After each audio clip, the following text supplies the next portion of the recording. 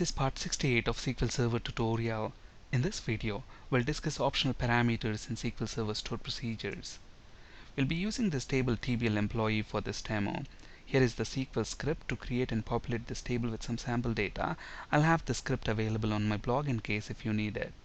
Now, I want to write a stored procedure, and this stored procedure should allow me to search employees within this table TBL employee by their name, email, age, and gender. So first, let's go ahead and create that procedure. So create proc and then the name of the stored procedure. Let's call it SP search employees. And we want to be able to search by name, email, age, and gender. So let's go ahead and have 4 parameters. Name is of type nvarchar. Similarly, let's add parameters for email, gender, and age. Email is also of type nvarchar. Gender is also of the same type, but age is of type integer. So let's change the data type to int as begin end. Now let's implement the body of the stored procedure. Now we want to select all the rows and columns from table TBL employee, but we need to apply the where clause because we want to be able to filter by the provided name, email, gender, and age. So where name equals at name, whatever value that is present within that name at name parameter, and gender equals at gender, email equals at email, age equals at age. Alright, so let's go ahead and create the stored procedure now. So we have the stored procedure SP search employees created, and this procedure expects these 4 parameters. All these parameters at the moment are mandatory. Look at this. If I try to execute this procedure without supplying values for any of the parameters, look at what's going to happen.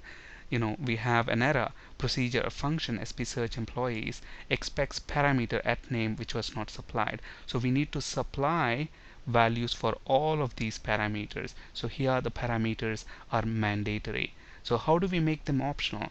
To make them optional, all we need to do is specify default values for these parameters. So here I'm going to specify null as the default value for name. Okay, but you can actually specify any default value that would make sense, according to the requirements of your application. So I'm going to specify null as the default value for all of the parameters. Now let's alter this. Execute. Now look at this. When I execute the stored procedure, look at this. At the moment I am not supplying values for any of the parameters. But look at that, I don't get any data. That's fine, we'll fix that in just a bit, but at least we don't get that error, that name parameter requires value or email parameter requires value. We don't have those errors because these parameters are optional because we have specified default values for them. So when you specify default values and then if you don't supply values for those parameters, and when you execute the stored procedure at execution time, the default values will be used. Okay, now why are we not getting data? Because we don't have name, gender, email, age, where these column values are null, and that's the reason why we don't get the data. But then if you want to return all the rows from the table, if we don't supply values for these parameters, then we need to modify our where clause.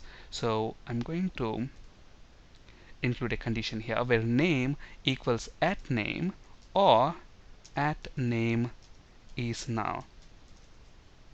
Okay, similarly let's go ahead and add the same condition for the rest of the parameters that we have here. So gender equals at gender or at gender parameter itself is null. Similarly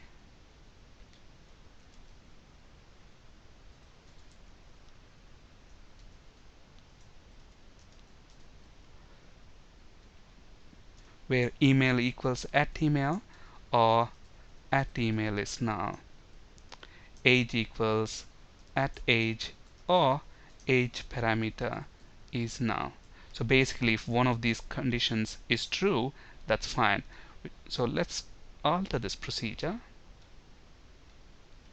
execute this. Now look at this. At the moment we are not supplying values for any of the parameters, but I get all the rows because we don't want the filter to be applied if I don't supply values for the parameters.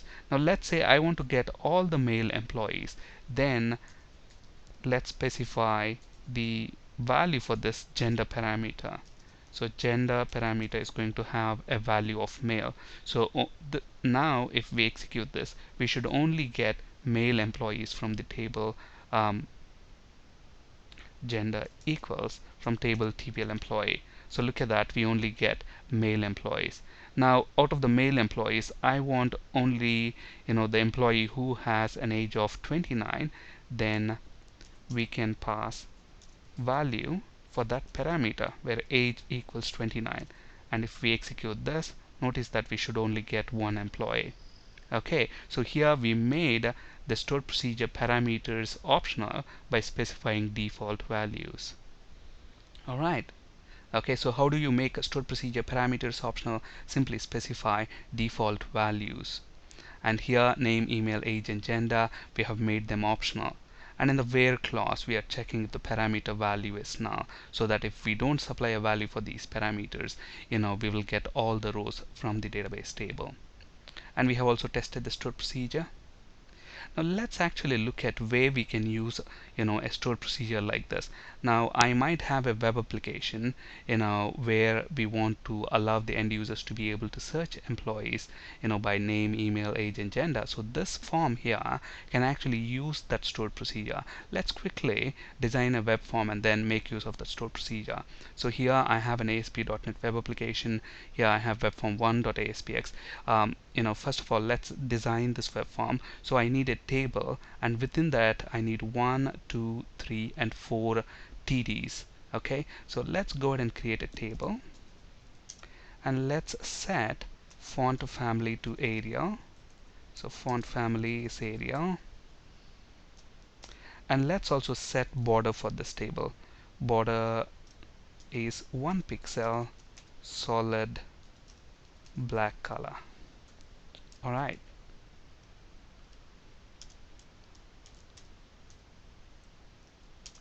And then within this table we need a TR.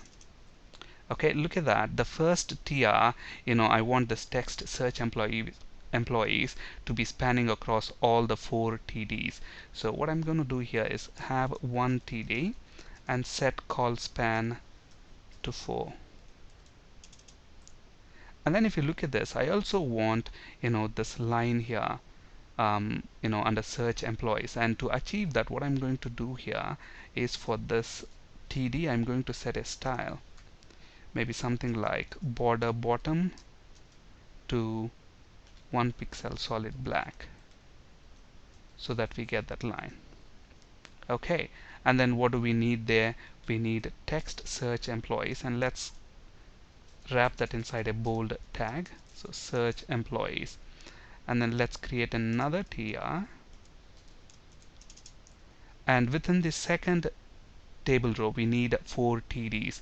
Okay, so let's include 4 TDs. So that's 1 TD, 2, 3 and 4. Okay, within the first TD let's include a bold tag, and then we need this text name, a text box, and then this text email, and then text box in the respective TDs that you see here. So first is name, and then within the third TD we want maybe email, and in this TD we need a text box to enter the name of the employee. So let's quickly drag and drop a text box control, and we also need a text box within this TD. Alright, now let's make another table row, because we need another 4 TDs where we can have age, text box, gender, and then a drop down list for gender. So let's paste that here, and then let's change these names meaningfully. So the name text box, let's actually call it txt name. Email text box, let's call it txt email. And then in the second row, we want age and gender.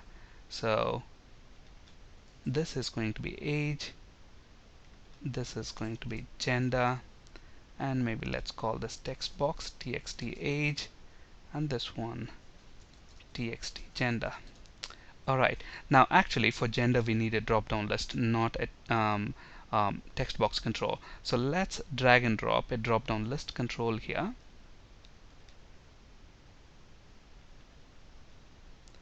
and let's call this drop down list as TDL gender, and let's hard code the value. So if you look at genders within our table TBL employee, we have male and female. So let's include two list items.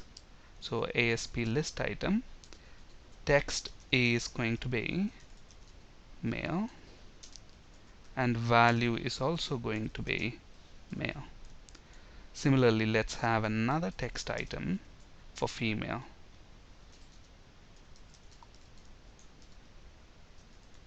Alright, but the other thing is, apart from male and female, we also need this first list item which says any gender. So let's add another list item, and I want that to be the first one. Text here is going to be any gender which the end user sees, but then the value is going to be -1. This value we will use to check if the end user has selected anything within the drop down list. So -1 for any gender. Alright, so at this point, if you look at the design of our form, we should have got, the first one, the first tier, second tier, and third tier. Finally, we want another tier where we need the search button, and then another tier to hold the grid view control to display employees data. Okay, alright, so let's flip it to the source mode. Now I want another tier here. Let's set the column span to 4, and within that we need a button control, so let's drag and drop that, and maybe let's call this btn search, and then the text on that is going to be search. And then we need another tier where we can place a grid view control to display employees. Okay, so let's drag and drop grid view control. That should be under data, and maybe let's call this GV employees, grid view employees. Okay, so at this point we have the design for our web form. So when I click this button, that's when we need to write the code to invoke the stored procedure and then retrieve the data, bind it to the grid view control. So first of all, I'm actually going to write a private function. So private void, and let's call this get data. So this is the function which is going to execute the stored procedure, get the data, and then bind it to the grid view control. Alright, the first thing here is to import the required namespaces. We need system.data, we need system.data.sql client, and we need system.configuration. Okay, and in our web.config file I already have a connection string. The name of the connection string is dbcs, and that is pointing to my local database called sample. Okay, and I'm using integrated security. Alright, so first we need to read that connection string from web.config file, and to do that, string connection string is equal to configuration manager dot connection strings of, what is the name of our connection string? DBCS, database connection string. So I want the connection string. So once we have the connection string, we need to create a SQL connection object. So I'm going to wrap the SQL connection object inside an using statement so that it gets disposed of automatically. I don't have to close the connection explicitly. So new SQL connection, we need to specify the connection string. So let's pass the connection string. Alright, now the next step is to create our SQL command object. So SQL command cmd equals new SQL command. So what is our SQL command here? Nothing but a stored procedure. And what's the name of our stored procedure? SP search employees. So let's pass that to the SQL command object, and then we also need to specify the connection object that we are going to use to execute this command. Okay, now this command is a stored procedure, so we need to tell that to the command object. So command dot command type equals command type dot stored procedure. Okay, the next important step is to attach the parameters to this command object. Now if you look at this form, these parameters could be optional. So if there is no value for name, email, age, gender, if there are no values selected, or if the user hasn't typed anything into these text boxes, then there's no point in attaching those parameters to our stored procedure. Okay, so first of all we need to check if there is some text in let's say for example name text box.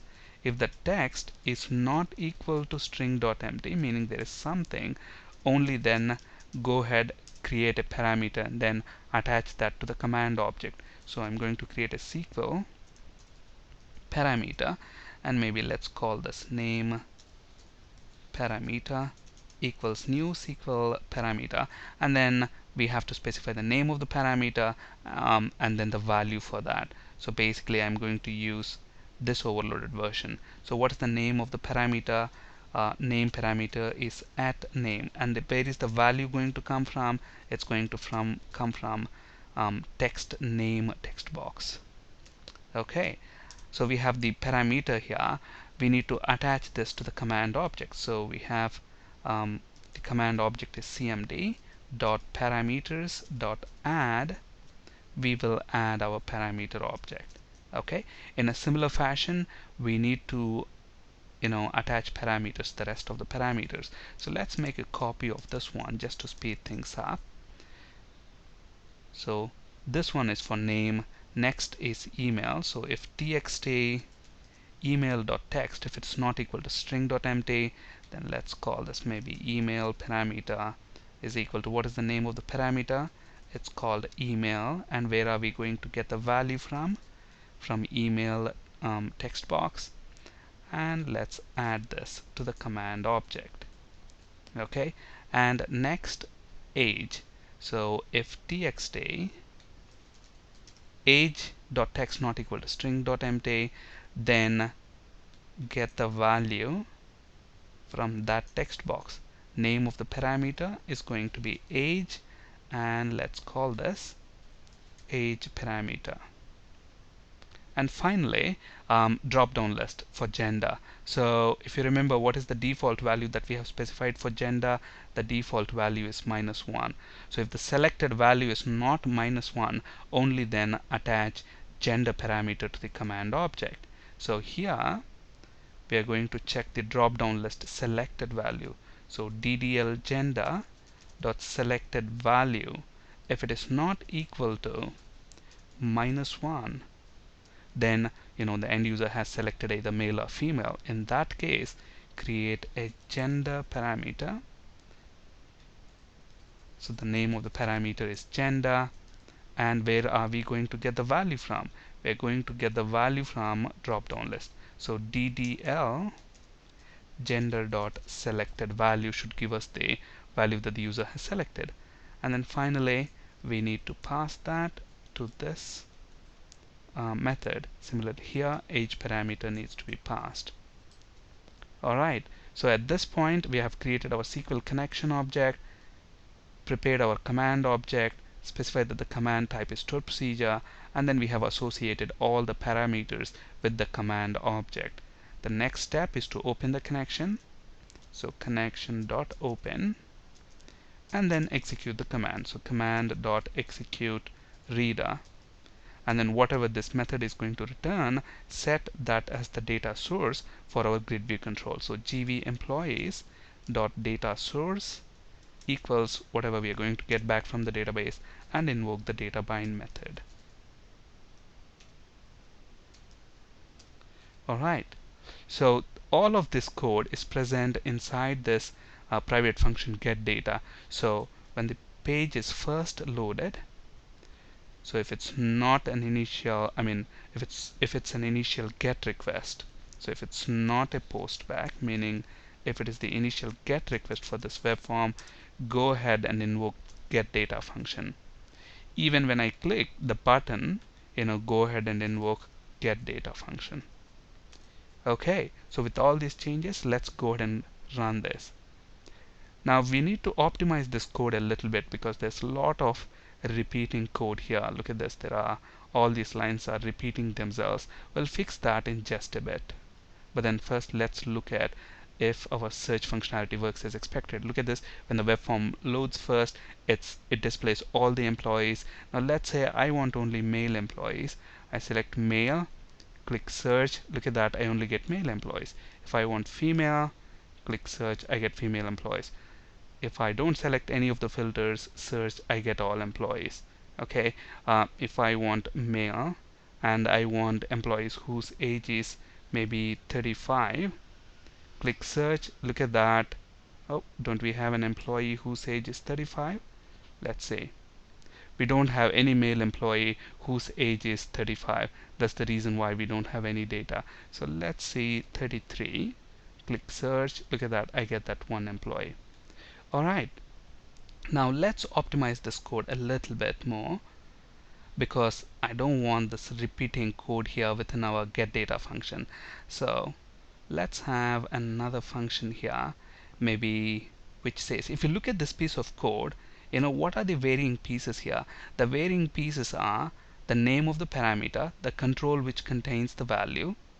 Okay, those are the only two things that are changing, so we can pass those as parameters.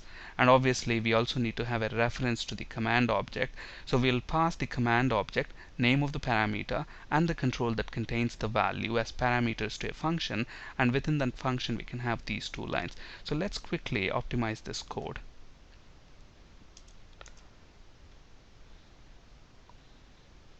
So let's actually write it here. Maybe let's call it private void, maybe attach parameters,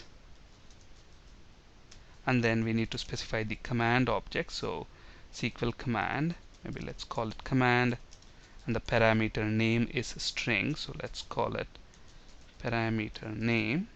And what else we need? We need the control that contains the value. Now here we can't specify either text box or drop down list because we have both of the controls, but I want to have only one parameter. So I'm going to use control here because both text box and drop down list inherit from control class. So I can use control parameter, and then as an argument I can either pass a text box control or a drop down list control, and maybe let's call this control. Alright, so here what we are going to do is, look at this. This control can either be a text box control or a drop down list control. So first I'm going to check if control is text box, and if control is text box, what I'm going to do, I'm going to typecast that to text box and then retrieve the text property and check if it is not equal to string.empty, because only then we should attach the command object. We should attach the parameter to the command object. So if that's the case, then to the command object, first of all we need to create the parameter. So SQL parameter, maybe let's call it parameter equals new SQL parameter, and then we need to specify the name of the parameter. So where are we going to get the parameter? It's coming in as a parameter, so that's the name of the parameter. And where is the value coming from? The value is going to come from the control itself. So if it's a text box, typecast it to text box and retrieve the text.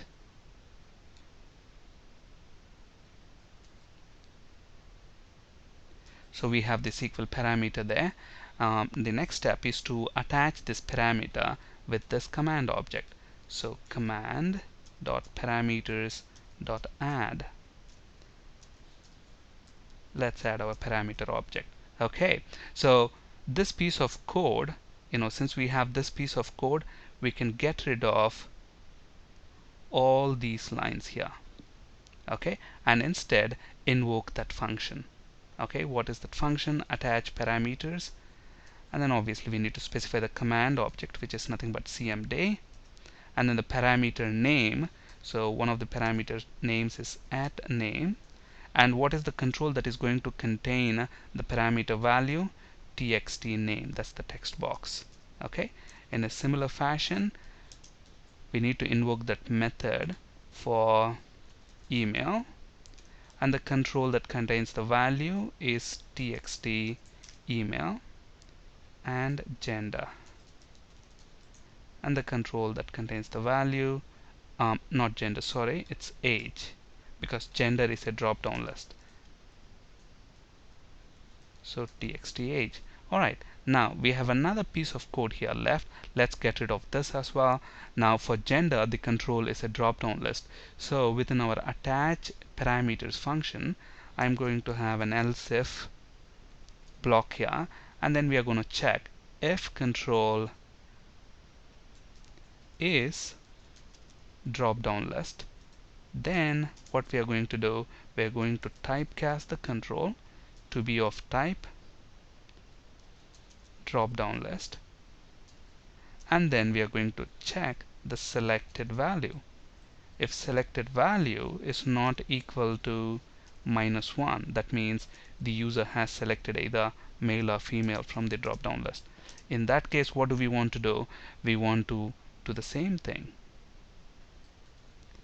So SQL parameter, the parameter equals to, where are we going to get the parameter name from? Again, that's coming into the function as a parameter, and then the control here is drop down list. So typecast that to drop down list, and the property is selected value. Okay, and we are adding that parameter to the parameters collection of the command object.